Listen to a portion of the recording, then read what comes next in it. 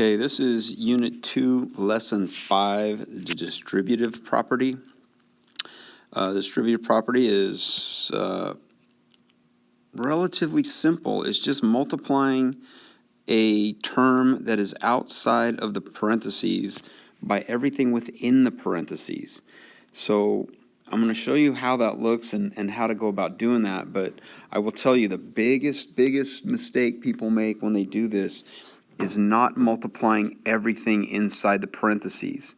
And I'll show you an example of that as we get through this. But to begin, let's just look at the example right here next to distributive property. The distributive property states that A times B plus C is equal to, and it's very simple. You have to multiply whatever is outside by everything inside.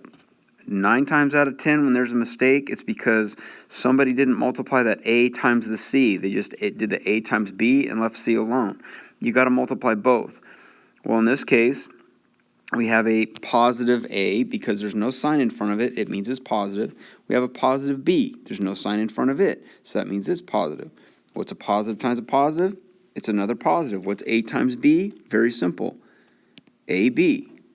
Okay, so we just did the A times B. Now, we have to also multiply A times C, and luckily those are both positive.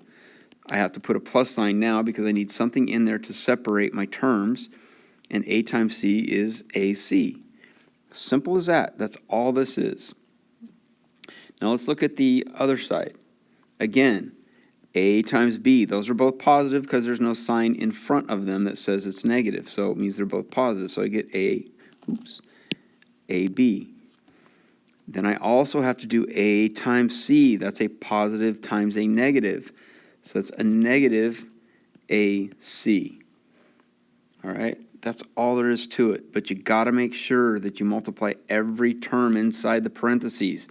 And there needs to be a sign between the terms that you create. There has to be.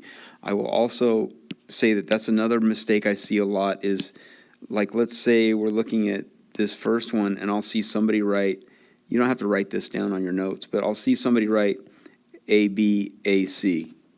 That's not correct. That, if I wrote that, that means A times B times A times C. That is not what we have. We have A times B minus A times C. So please try to keep that in mind. We need to be very careful about how we go about doing these things. So let's look at the examples. Number 1. We've got everything is positive. There's no negative sign, so everything's positive, so I don't have to worry about negatives in this case. But we have to multiply everything.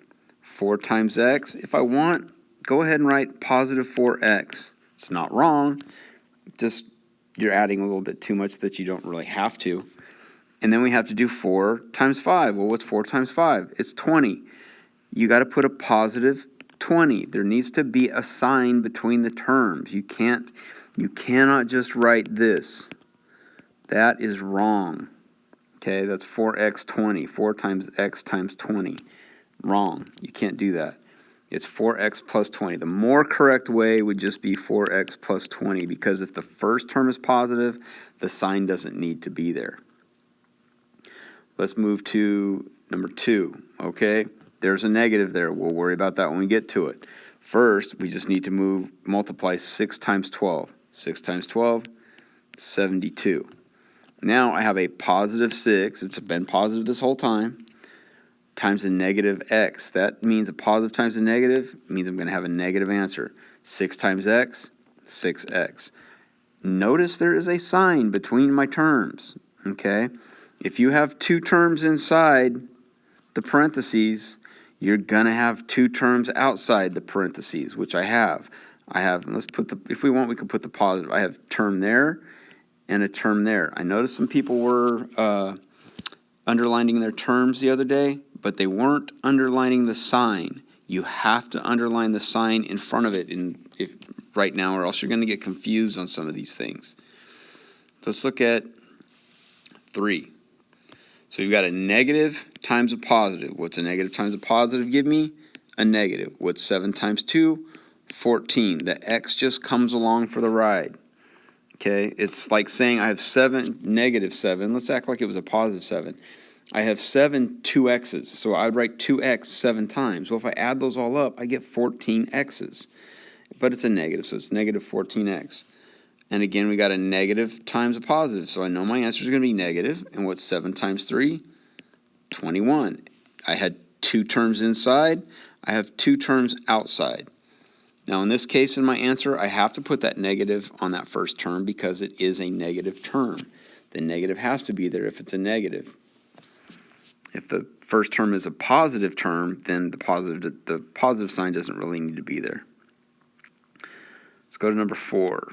Bunch of negatives. That makes it easy because a negative times a negative is a positive.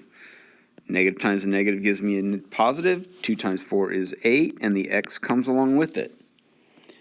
Negative times a negative gives me a positive. I have to put the sign on the term after the first term. So second, third, fourth terms, however many terms there are, have to have a sign in front of them.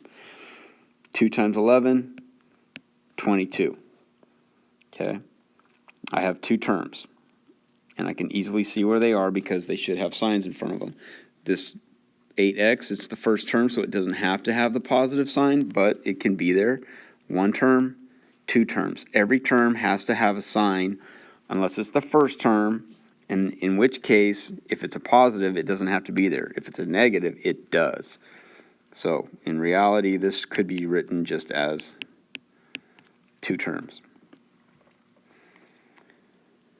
So, I'll do a couple more. These are pretty simple. Actually, I'm going to look at number 11, and then we'll get into something else here. And I'll take a look at 14 too. 11. I've got a negative out there. There's 2 ways you can look at that. First of all, let's go ahead and put a sign in front of that p. We know it's a positive p. It's the first term inside the parentheses. So if it doesn't have a sign, it's positive. Well, that negative you can look at 2 ways. Number 1, I can say, okay, that negative is just going to change the sign of everything inside the parentheses. Well, that positive p becomes a negative p. That negative 5 becomes a positive, which is a negative 5r, becomes a positive 5r. That's all you got to do. So that negative changes everything and then it goes away. Or I can look at it a little bit differently. I can say it's a negative 1. Negative 1 times positive p gives me negative 1p. Negative 1 times a negative 5r gives me a positive 5r, because a negative times a negative gives me a positive. Those 2 things are equal. Okay? A negative 1p is the same as negative p. Exact same thing. So there's 2 ways you can look at it. Either the negative outside the parentheses changes the sign of everything inside the parentheses and you're done, or you can think of it as a negative 1 times everything inside, which in that case it's going to just change the signs of everything inside anyway. And this one can be rewritten. Again, that 1 doesn't have to be there, but the p does. The negative does. Negative 5r. Or negative p plus 5r, I'm sorry. Let's look at 14. 14 is not as hard as it looks. We've got 3/4, and let's do this. Let's make all of our numbers into fractions. Let's do that. How hard is that? So 3/4, in this way we've got to multiply top and bottom. So 3 times 12 gives me 36. 4 times 1 gives me 4, and there's an x with it. Positive 3 times a negative 4, that's going to give me a negative 12. And a positive 4 times, at this point I don't care about the negative. It was a positive times a negative. 4 times 1 is 4.